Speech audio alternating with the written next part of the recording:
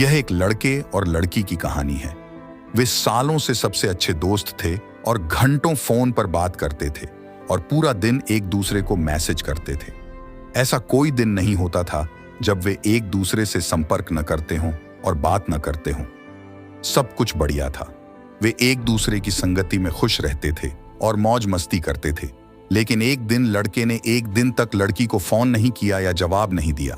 लड़की चिंतित हो गई और उसे लगा कि कुछ गड़बड़ है। रात को अपने कमरे में वह रो रही थी और उस समय उसे एहसास हुआ कि वह उसके लिए कितना मायने रखता है। अगले दिन सुबह उसे फोन आया। ये लड़के का था। लड़का: नमस्ते लड़की, मुझे बहुत खुशी है कि तुमने फोन किया। कल तुम्हें क्या हुआ? लड़का: मैं व्यस्त था।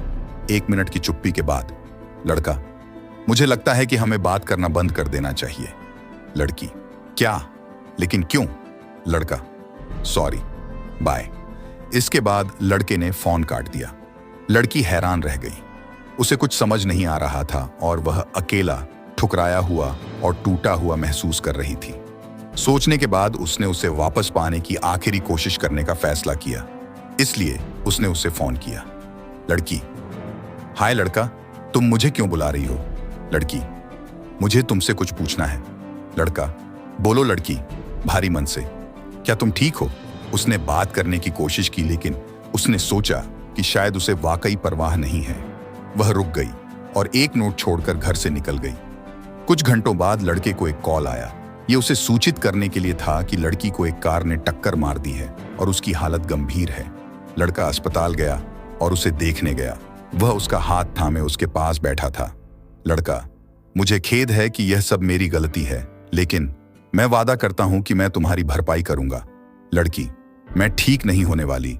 लड़का: ऐसा मत कहो। लड़की: बस एक बात बताओ कि तुमने मुझे जाने के लिए क्यों कहा? उसके इस सवाल पर लड़के ने उसे सच बताया कि उसे दिल की बीमारी है और वह नहीं चाहता था कि वह चिंतित हो, क्योंकि उसके मरने का खतरा था।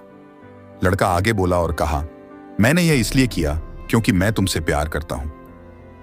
मैं भी तुमसे प्यार करता हूं, लड़की ने कहा और उसका दिल धड़कना बंद हो गया।